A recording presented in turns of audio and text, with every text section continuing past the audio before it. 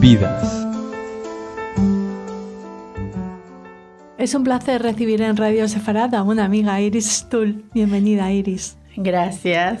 Vamos a hablar con Iris de un libro muy importante para ella, un libro que cuenta la historia de su familia y de la propia historia de tu familia, Iris, recuérdanos el nombre del libro. El legado de Moshe. ¿Dónde empieza la historia de Moshe? Moshe nació en Chenstehova, que es donde está el monasterio de la Virgen Negra. Es un pueblo que había 30.000 judíos, era una comunidad bastante importante. Y bueno, él nació allí, se casó, tuvo 3 hijos, de los cuales uno es mi papá, Abraham el más pequeño, Gela la niña y Anek el partisano.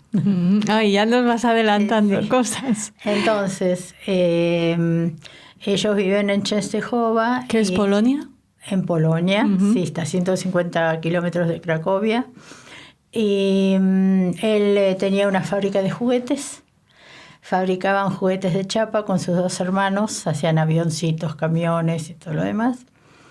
Y tenían un buen pasar, tenían una buena vida, por lo cual se quedaron en Polonia. Cuando la hermana de mi abuela, que no le iban tan bien, se iban a Argentina, que tenían más hermanos que habían emigrado antes. ¿Cuándo se fue la hermana de tu abuela? En el 26. Antes de 10 años antes. 10 años o antes. Más de 10 años antes. Se fue con 2 niños y luego nació la niña. ¿Cómo era esta familia? ¿Eran muy religiosos? La familia ¿Estaban integrados en el pueblo? Estaban muy integrados en la comunidad. Y lo interesante es que la fábrica era de los 3 hermanos, de Moshe y sus 2 hermanos. Uno de los 2 era religioso, era un rab, y el otro era comunista y seguía, era completamente antagónico, pero sin embargo se llevaban bien y mantenían una fábrica con 50 obreros. O sea que creo que ese fue por lo que se quedaron. No veían el peligro. Pero el peligro llega. El peligro llegó, sí.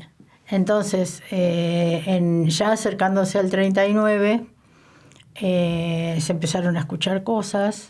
Llegaron los alemanes y la semana que entraron los alemanes en Chenstehova, la primera semana, mi padre, Adek lo llamaban en polaco, desapareció por una semana.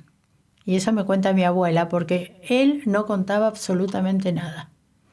Entonces mi abuela me cuenta la angustia de que desapareció y a las 2 semanas volvió. ¿Cuántos años tenía tu padre 13, en ese momento? 13.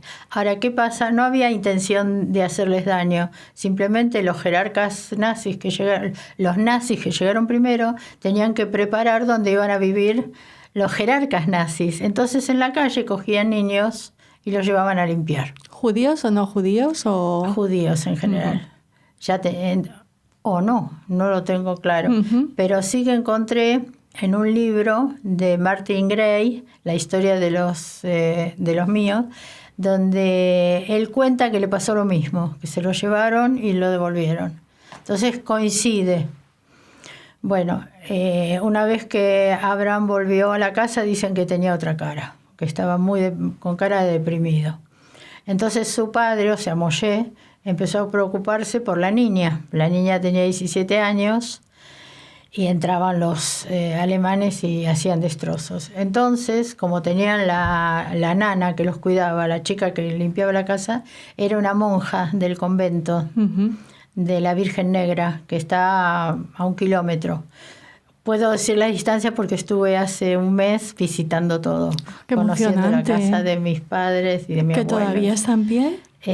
¿Todavía está en pie la casa? La casa encontré el lugar y las fotos las tengo.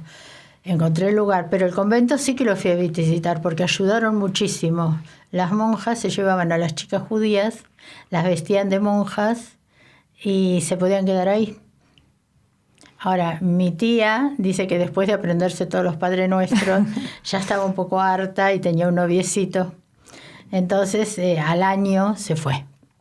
Se fue del convento, se casó y su novio entró a luchar en los partisanes.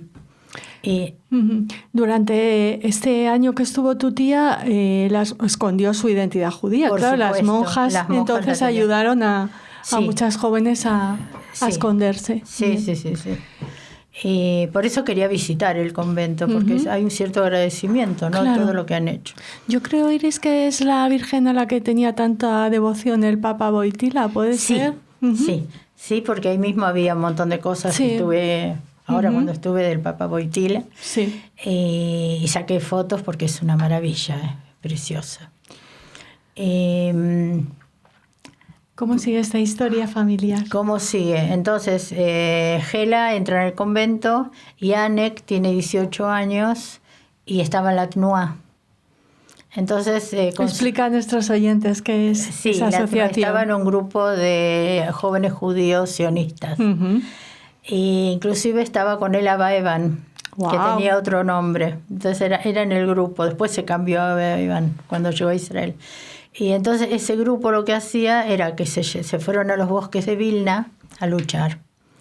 Y tengo 5 horas de grabación de Spielberg donde lo entrevistan a mi tío y cuenta cómo era la organización de los partisanos, qué es todo lo que ellos hacían.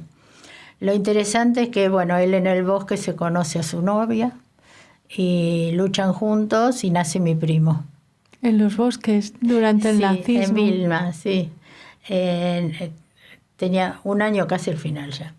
Entonces, bueno, la cuestión es que Anek se va a luchar. Gela está en el convento. Y Abraham se queda con sus papis, tenía 13 años. Y es algo que yo le pregunté a mi tío cuando todavía estaba con vida, ¿por qué no se lo llevó? Me dice, era muy pequeño, yo pensé que estaba más seguro en casa. Entonces, bueno, luego estuvieron hasta el 40, los pasaron al gueto de Częstochowa. Y algo que yo nunca me había preguntado, me lo pregunté no hace mucho, hablando con una amiga, que los guetos se desarmaron en el 42-43. Y sin embargo, yo sé que mi abuela la liberaron los rusos en el 44, en diciembre del 44. Entonces la pregunta es, ¿dónde estaban?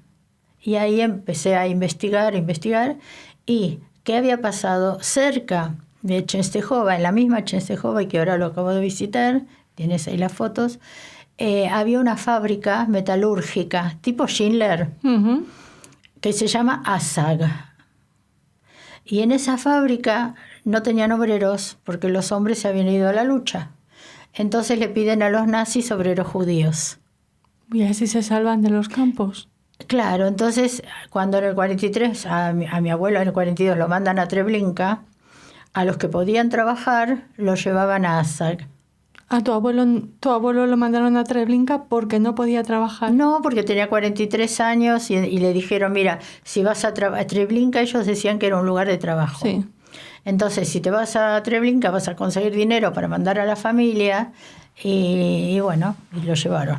¿Fue el único de la familia que fue a los campos? Bueno, todo el resto de la familia que no sobrevivió terminaron todos en Treblinka.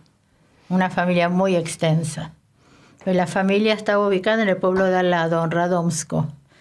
Y mi bisabuelo se llamaba Itzhak Eisen y él aparece en los libros como colaborador de Herzl.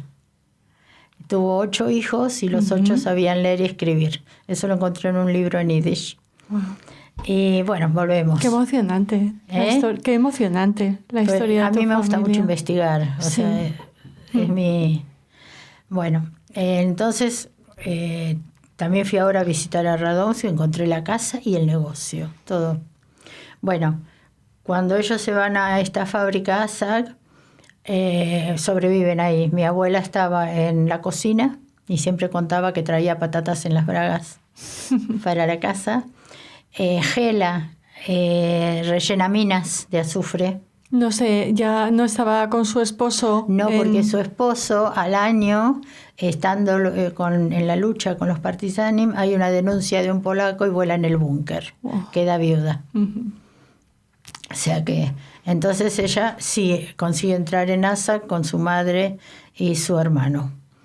Por eso ella estaba en la fábrica rellenando minas con azufre, por lo cual adquiere una enfermedad del corazón y a los 50 fallece, ¿no? O sea, a consecuencia de...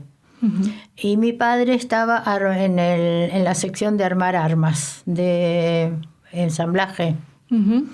Y bueno, yo muchas veces me quedé pensando que él armaba las armas, que sabía que con esas armas después iban a matar a su gente. O sea, debía ser muy fuerte. Quizá hacía un pequeño...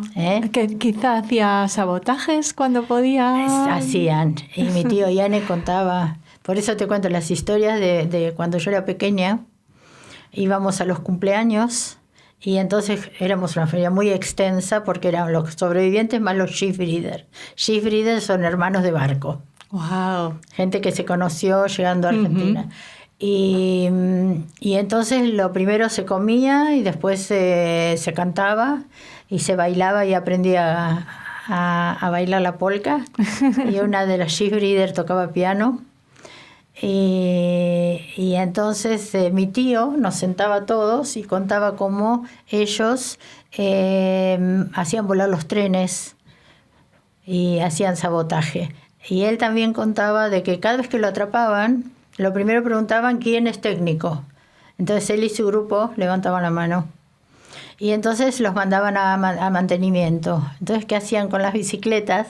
Las limaban para que dure 1 o 2 semanas y luego se rompían.